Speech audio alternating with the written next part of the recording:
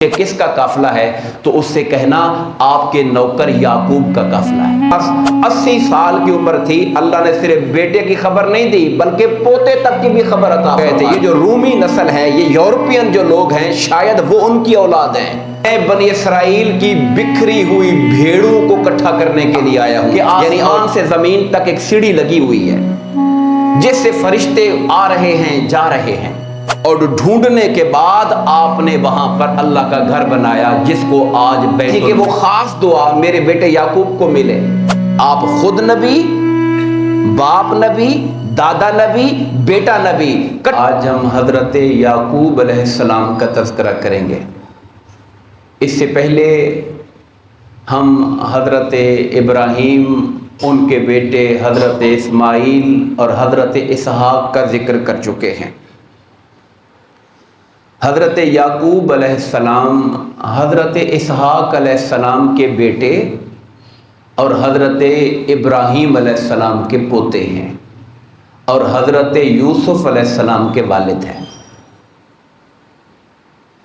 حضرت یعقوب علیہ السلام کے جو سوانح میں بہت سے واقعات وہ ہیں جو قرآن مجید میں اللہ نے سورہ یوسف میں بیان کیے، اور ان کا یعنی کہ حضرت یعقوب علیہ السلام کا اور حضرت یوسف علیہ السلام کے واقعات آپس میں جڑے ہوئے ہیں۔ آپ دیکھتے ہیں کہ یوسف علیہ السلام کا خواب دیکھنا، اپنے والد کو بتانا، والد کا کسی کو بیان کرنے سے منع کرنا، اور پھر آگے بھائیوں کا حسد کرنا، بھائیوں کا لے جانا، کنویں میں ڈال آنا، قمیص لے کر آنا، یعقوب علیہ السلام کو دکھانا، پھر یعقوب علیہ السلام کا اس کے اوپر دکھ اور غم کا اظہار کرنا، معاملہ اللہ پہ چھوڑنا، یعنی آپ کو ہر جگہ حضرت یعقوب جڑے ہوئے نظر آئیں گے۔ اب جب میں اس پہ غور و خوض کر رہا تھا کہ ہم نے اب اس پر بات کیسے کرنی ہے ان کے بارے میں، تو میں نے یہ سوچا کہ میں حضرت یوسف علیہ السلام کے واقعات کو ہم زیادہ تفصیل سے بیان کریں گے، چونکہ قرآن نے اس پر تفصیل سے روشنی ڈالی ہے، پوری کی پوری صورت اس کے اوپر اللہ نے قرآن میں دی ہے۔ تو وہ واقعات جہاں حضرت یعقوب علیہ السلام اور حضرت یوسف علیہ السلام کا اکٹھے ذکر ہو رہا ہے، ہم ان کا بیان نہیں کریں گے، ان کو ہم اگلے لیکچر میں حضرت یوسف علیہ السلام کے ساتھ جوڑ کے بیان کریں گے۔ اور آج ہم انہی چیزوں کا بیان کرتے ہیں جن کا تعلق خالص حضرت یعقوب علیہ السلام کی ذات کے ساتھ ہے۔ سب سے پہلی بات جس سے میں آغاز کروں گا وہ یہ ہے کہ اللہ رب العزت نے قرآن مجید میں حضرت یعقوب علیہ السلام کا 16 مقامات پہ ذکر کیا۔ 16 مقامات پر ان کا ذکر آیا صراحتاً، کلیئرلی، اور بعض مقامات وہ بھی ہیں جہاں ان کی طرف پروناؤن کی صورت میں اشارہ کیا گیا، یعنی ضمائر آئی کہ انہوں نے یہ کہا، ان کے بیٹے نے یہ کہا، نام نہیں آیا مگر مینشن انہیں کیا گیا، ذکر انہی کے حوالے سے کیا گیا، وہ مقامات زیادہ ہیں اس سے۔ قرآن مجید میں اللہ پاک نے حضرت ابراہیم علیہ السلام کو حضرت یعقوب علیہ السلام کی آمد کی اور ان کی پیدائش کی خبر اور خوشخبری بھی دی تھی۔ سورہ الانعام کی آیت نمبر 84 میں فرمایا وَوَهَبْنَا لَهُ اسحاق، اور ہم نے ابراہیم علیہ السلام کو اسحاق عطا کیا، وَيَعْقُوب، اور ان کو یعقوب عطا کیا، وَكُلًّا هَدَيْنَا، اور سب کو ہم نے ہدایت والا بنا کے بھیجا۔ یہ سارے ہدایت یافتہ لوگ تھے۔ ابراہیم علیہ السلام پہ اللہ نے اپنے احسان کا ذکر کیا کہ ہم نے ان کو بیٹا اسحاق بھی دیا اور پوتا یعقوب علیہ السلام بھی ان کو دیا۔ سورہ ہود میں ہم ذکر پیچھے تفصیل سے بار بار پڑھائے ہیں کہ وَامْرَأَتُهُ قَائِمَةٌ، جب ملائکہ حضرت ابراہیم علیہ السلام کے پاس گئے تھے، آپ نے ان کے لیے جب ایک اچھا دمبا تیار کر کے کھانے کے لیے رکھا، انہوں نے ہاتھ نہیں بڑھایا، اور آپ نے پوچھا کہ مجھے تم سے خوف لگ رہا ہے کہ تم اپنے ہو کہ پرائے ہو، غیر ہو تم لوگ۔ انہوں نے کہا گھبرائیں نہیں، ہم خوشخبری دینے کے لیے آئے ہوئے ہیں، اللہ تعالیٰ آپ کو بیٹا عطا فرمائے گا۔ جب آپ کی عمر 100 سال اور حضرت سارہ علیہ السلام کی عمر 80 سال تھی، اس پہ قرآن کہتا ہے وَامْرَأَتُهُ قَائِمَةٌ فَضَحِكَتْ، حضرت ابراہیم علیہ السلام کی بیوی حضرت سارہ وہاں کھڑی ہوئی تھیں، وہ مسکرا پڑی، ہنس پڑی یہ بات سن کر۔ فبشرناہ باسحاق، ہم نے ان کو بشارت دی کہ اللہ آپ کو اسحاق دے گا، ومن ورائے اسحاق یعقوب، اور اسحاق کے بعد ان کی اولاد میں اللہ آپ کو یعقوب بھی عطا فرمائے گا۔ تو اس طرح 80 سال کی عمر تھی، اللہ نے صرف بیٹے کی خبر نہیں دی بلکہ پوتے تک کی بھی خبر عطا فرما دی جو حضرت یعقوب علیہ السلام تھے۔ حضرت یعقوب علیہ السلام وہ ہستی ہیں جن کی نبوت پر تمام مذاہب کا اتفاق ہے۔ یہودی بھی ان کو پیغمبر مانتے ہیں، عیسائی بھی ان کو پیغمبر مانتے ہیں، اور ہم تو مانتے ہی ہیں۔ حضرت یعقوب علیہ السلام کا ایک مشہور لقب ہے جس کا ذکر قرآن نے بار بار کیا، وہ ہے اسرائیل۔ اسرائیل، اسرا کا معنی ہوتا ہے بندہ، اور ایل عبرانی زبان میں اللہ کا نام ہے، یعنی اللہ کا بندہ۔ یہ ان کا لقب ہے اسرائیل، اللہ کا بندہ، جس کو عربی میں ہم ترجمہ کریں تو کیا بنے گا؟ عبداللہ۔ عربی میں ٹرانسلیٹ کریں تو عبداللہ بنے گا، اللہ کا بندہ۔ تو قرآن میں بار بار جو قوم یہود ہے اور عیسائیوں کو بھی شامل کر لیں، ان کو اللہ پاک نے بنی اسرائیل کہا ہے۔ یہ لفظ تو آپ نے سنا ہے، بنی اسرائیل، معنی کیا ہے؟ اولاد یعقوب۔ یا بنی اسرائیل، اے اولاد یعقوب، اذکروا نعمت اللہ التی انعمت علیکم، ان نعمتوں کو میری یاد کرو جو میں نے تم پر کی ہیں۔ قرآن نے بار بار ذکر کیا، یا بنی اسرائیل، یا بنی اسرائیل، اے اولاد یعقوب علیہ السلام۔ اچھا دیکھیے، حالانکہ وہ حضرت اسحاق کی بھی تو اولاد ہے، وہ حضرت ابراہیم کی بھی تو اولاد ہے، مگر نام کیا دیا؟ اولاد یعقوب، اس لیے کہ ابراہیم علیہ السلام کے بیٹے صرف اسحاق نہیں تھے، ان کے بیٹے تو اسماعیل علیہ السلام بھی تھے، ان کی اولاد بنی اسرائیل نہیں ہے۔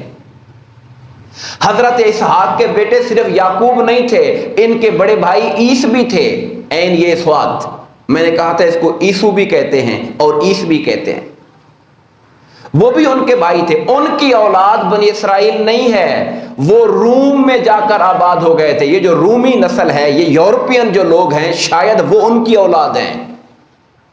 اسحاق علیہ السلام کے بیٹے، بڑے بیٹے عیس کی اولاد، وہ جا کر روم میں آباد ہوئے تھے۔ اٹلی کا جو علاقہ ہے، روم کا علاقہ، وہ وہاں جا کر آباد ہوئے تھے۔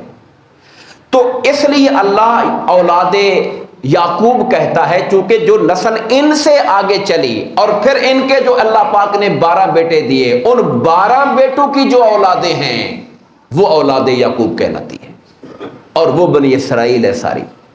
اسی کے اندر یہودیت آئی، اور حضرت عیسیٰ علیہ السلام بھی انہی بنی اسرائیل کی طرف نبی بنا کے بھیجے گئے۔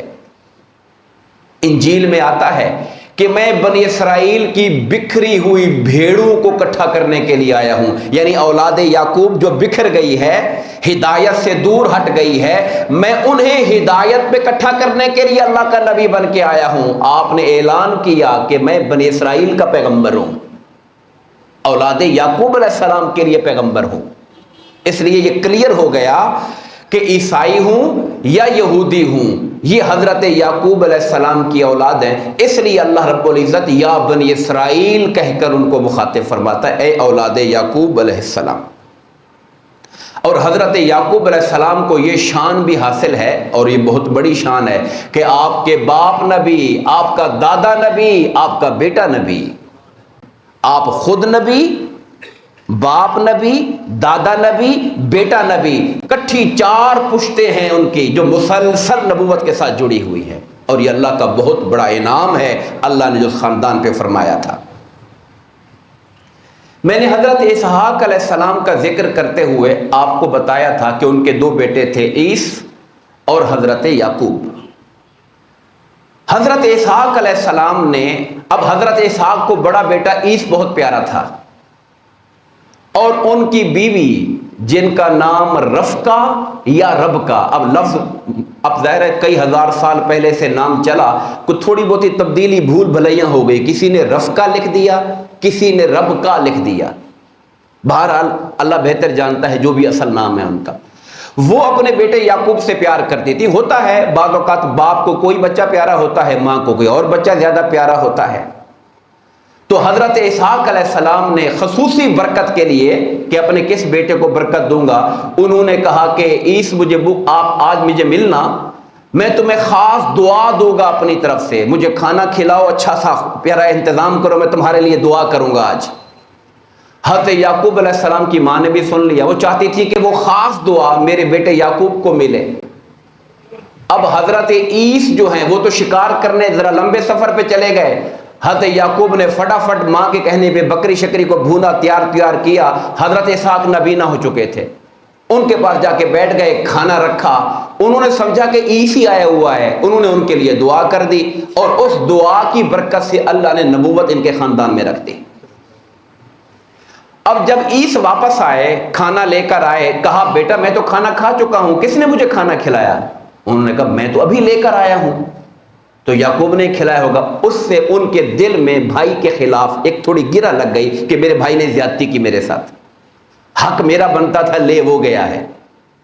جب ماں نے گھر میں بھائیوں کو اس طرح سے دیکھا تو ماں نے اپنے بیٹے یعقوب سے کہا کہ تم اپنے ماموں کی طرف چلے جاؤ، کہیں بھائی غصے میں تمہیں کوئی نقصان نہ پہنچا دے۔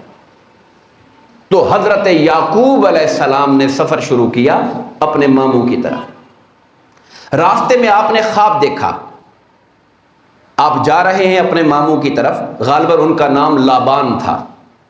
راستے میں آپ نے خواب دیکھا کہ آسمان سے زمین تک ایک سیڑھی لگی ہوئی ہے جس سے فرشتے آ رہے ہیں، جا رہے ہیں، ملائکہ اتر رہے ہیں، چڑھ رہے ہیں۔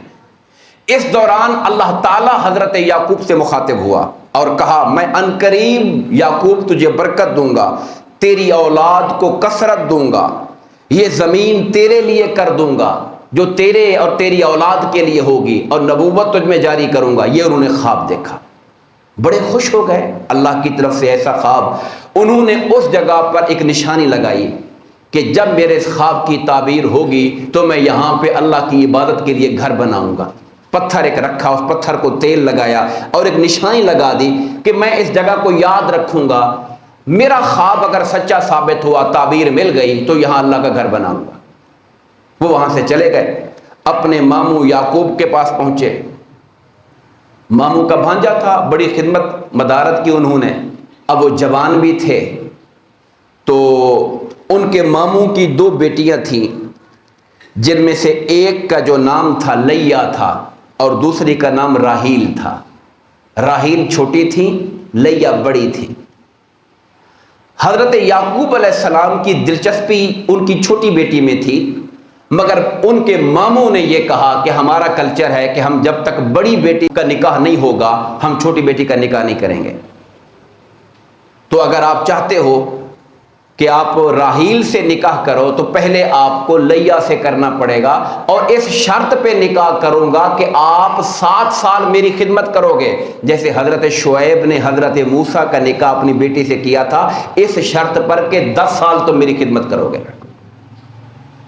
یہ انبیاء اکرام کی زندگی کے واقعات ہیں۔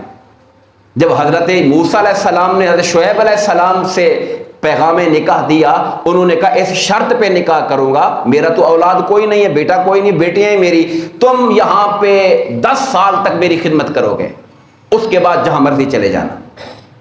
انہوں نے بھی وہ قبول کیا تھا، حضرت یعقوب علیہ السلام نے بھی قبول کر لیا۔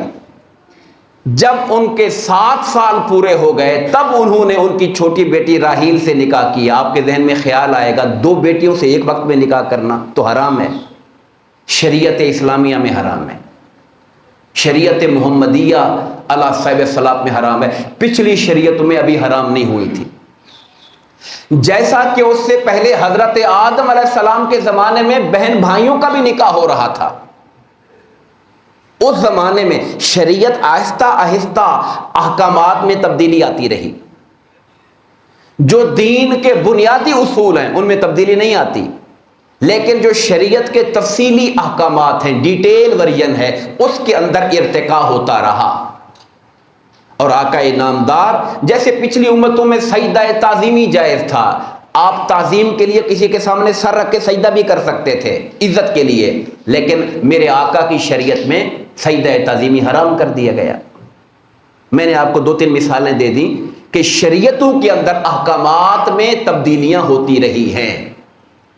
تو اس زمانے میں جائز تھا، جب قرآن اترا تو اللہ پاک نے جن رشتوں سے نکاح کرنا حرام قرار دیا ان میں کہا ان تجمعوا بین اختین، حرام ہے تم پر کہ تم 2 بہنوں کو ایک وقت میں نکاح میں اکٹھا کرو۔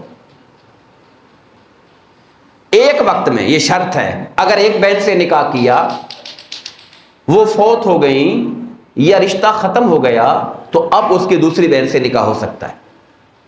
جیسا کہ حضرت عثمان غنی نے آقا کی صاحبزادی سے نکاح کیا، جب وہ فوت ہو گئی تو آقا نے دوسری بیٹی سے ان کا نکاح کر دیا۔ تو کٹھے ایک وقت میں نہیں ہونا، ایک ہی وقت میں دونوں کو نکاح میں اکٹھا نہیں کرنا، لیکن اگر آگے پیچھے ہو جائیں فوتگی کی شکل میں یا کسی اور شکل میں تو وہ حرام نہیں ہے۔ یہ قرآن نے حرام کیا کہ 2 بہنیں اکٹھی نہیں ہونی چاہیے۔ میرے آقا نے اس قرآن کے حکم میں اور وضاحت کر کے کہا کہ پھوپھی اور بھتیجی کو بھی ایک وقت میں نکاح میں اکٹھا نہ کرو۔ یعنی 2 ایسی عورتیں جو ایک دوسرے کی بھتیجی لگتی، ایک پھوپھی لگتی ایک بھتیجی لگتی ہے، ان کو بھی میرے مصطفیٰ نے حرام کر دیا اکٹھا کرنا۔ ایک جو خالہ ہے اور اس کی بھانجی ہے، ان کو بھی اکٹھا کرنا حضور نے حرام کر دیا، چونکہ یہ محبت کے رشتے ہیں، ان میں سوکن والا رشتہ قائم نہیں کرنا چاہیے۔ وجہ بتائی فقہا نے کہ یہ رشتے وہ ہیں جہاں محبت اور پیار ہوتا ہے، وہاں پہ سوکن والا رشتہ قائم کرنے کو دین نے منع کیا اور حرام قرار دے دیا اس کو۔ یہاں سے ایک بات آپ کو یہ معلوم بھی ہو گئی کہ قرآن نے 2 بہنوں کو حرام کیا۔ اللہ نے میرے آقا کو اختیار عطا فرمایا ہوا ہے کہ آپ جس چیز کو چاہیں حلال کریں اور جس چیز کو چاہیں حرام کریں۔ قرآن نے 2 بہنوں کو حرام کیا تھا، پھوپھی بھتیجی اور خالہ بھانجی کو میرے مصطفیٰ نے حرام قرار دے دیا تھا۔ تو یہ اختیار ہے سرکار دو عالم صلی اللہ علیہ وسلم کا، اللہ کا دیا ہوا، جس کو آپ نے استعمال کرتے ہوئے اس حکم کو ایکسٹینڈ کر دیا، اس کے اندر اور چیزیں شامل فرما دی۔ ہم بات کر رہے تھے کہ حضرت یعقوب علیہ السلام نے پہلے نکاح کر لیا ان کی بڑی بیٹی سے، اور 7 سال گزرنے کے بعد پھر ان کی چھوٹی بیٹی سے نکاح کیا، راحیل۔ وہ جو راحیل تھی حضرت یعقوب علیہ السلام کی بیوی، ان سے حضرت یوسف علیہ السلام پیدا ہوئے تھے، اور انہی سے ان کے چھوٹے بھائی بنیامین پیدا ہوئے تھے، اور حضرت بنیامین کی پیدائش پر حضرت راحیل فوت ہو گئی تھی۔ اب یہ 2 نکاح آپ نے کیے، اور ان کے علاوہ 2 کنیزیں بھی تھیں انہی کی جن سے آپ نے نکاح کیا۔ اس طرح آپ کی 4 بیویاں تھیں حضرت یعقوب علیہ السلام کی۔ اگر ان کی اولادوں کا جہاں تک ذکر ہے، اس میں فقہا نے اور مفسرین نے یہ لکھا ہے کہ جو لیا تھی بڑی بیٹی، ان سے آپ کے بیٹے تھے جن میں ایک روبین تھے، شمون تھے، لاوی تھے، یہودا تھے، یساکار تھے، زبولون تھے، اور ایک بیٹی تھی دینا اس کا نام تھا۔ تو 1 2 3 4 5 6 بیٹے آپ کے حضرت یعقوب علیہ السلام کے ان کی پہلی بیوی لیا سے تھے، اور 2 بیٹے ان کی بہن حضرت راحیل سے تھے، حضرت یوسف اور بنیامین۔ یہ ہو گئے 8، اور باقی جو 4 بیٹے ہیں جو دوسری 2 بیویاں تھیں وہ ان سے ہوئے تھے۔ بیٹی صرف ایک تھی جو لیا سے ہوئی تھی۔ تو اس طرح آپ کی یعقوب علیہ السلام کی 1 بیٹی اور 12 بیٹے ہیں جن کا ذکر ہمیں ملتا ہے تورات میں اور دیگر کتب تاریخ کے اندر۔ آپ کم و بیش 20 سال تک اپنے ماموں کے پاس رہے، 20 سال کا عرصہ۔ 20 سال کے بعد آپ نے ماموں سے اجازت لی کہ میں اپنے وطن جانا چاہتا ہوں، اپنے والد کے پاس، اپنی والدہ کے پاس، میرا بھائی بھی ہے، میں ادھر جانا چاہتا ہوں۔ اب 20 سال کوئی بندہ کسی کے پاس رہے بیٹا بن کے، داماد بن کے، تو ظاہر جی تو نہیں چاہتا کہ وہ جائے۔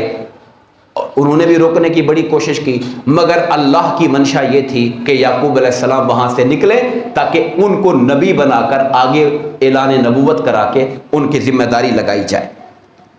تو حضرت یعقوب علیہ السلام بہت سارا مال لے کر، بہت سارا ریوڑ، بکریاں، جانور، اونٹ، بہت سارا مال، بہت زیادہ نوکر چاکر، ظاہر ہے آپ کی ہزاروں کی تعداد میں آپ کے پاس ریوڑ ہو تو آپ کو نوکر بھی تو پھر 20 چاہیے ہوں گے۔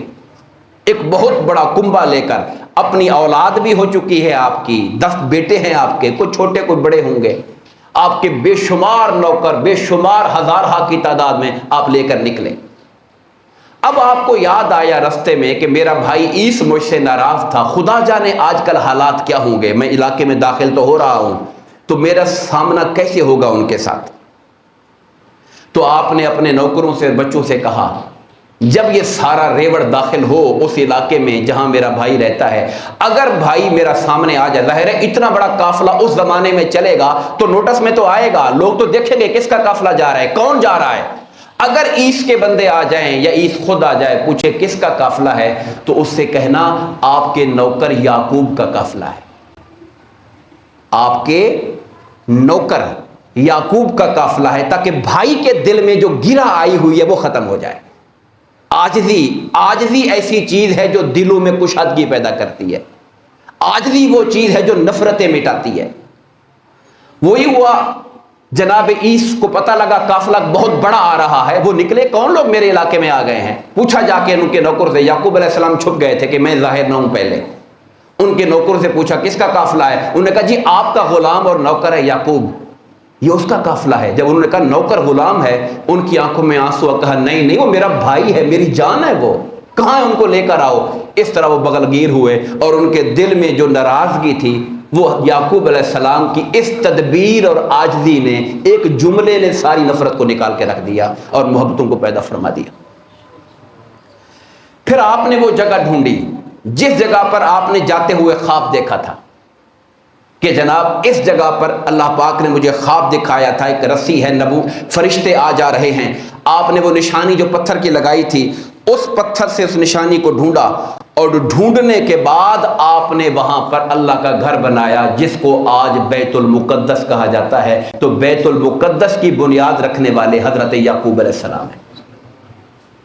حضرت سلیمان پھر بعد میں آئے جنہوں نے ہیکل سلیمانی تعمیر کیا، وہ ان کی اولاد میں نیچے جا کر آتے ہیں، آگے جا کر آتے ہیں۔ حضرت سلیمان حضرت داؤد علیہ السلام کے بیٹے ہیں، وہ بعد میں آتے ہیں، آگے جا کر اگلی نسلوں میں آتے ہیں۔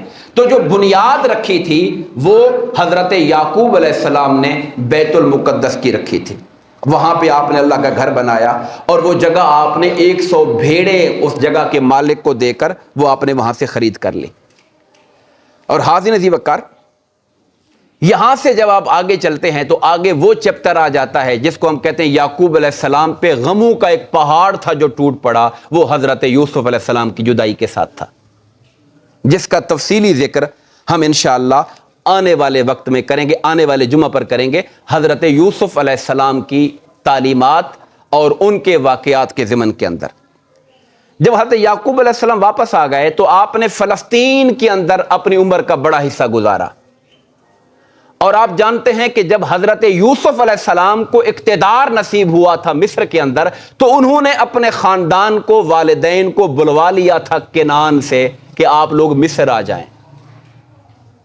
تو حضرت یعقوب علیہ السلام پورے خاندان کے ساتھ مصر نکلے تھے، اور آپ ہزارہ کی تعداد میں سپاہیوں لشکر کے ساتھ، چونکہ وقت کے آپ اس زمانے کے بادشاہ بن چکے تھے، تو آپ نے شہر سے باہر نکل کر اپنے باپ کا استقبال کیا تھا اور ان کو لے کر گئے تھے۔ اور وہاں پر وہ جو خواب دیکھا تھا آپ نے، ستارے اور سورج چاند مجھے سجدہ کر رہے ہیں، تو وہاں پر آپ کے بھائیوں نے اور آپ کے والدین آپ کے سامنے جھک گئے، اور اس طرح اس خواب کی تعبیر ہوئی جو آپ نے بچپن کے اندر دیکھا تھا۔ یعقوب علیہ السلام نے 70 سال مصر میں گزارے حضرت یوسف علیہ السلام کے ساتھ۔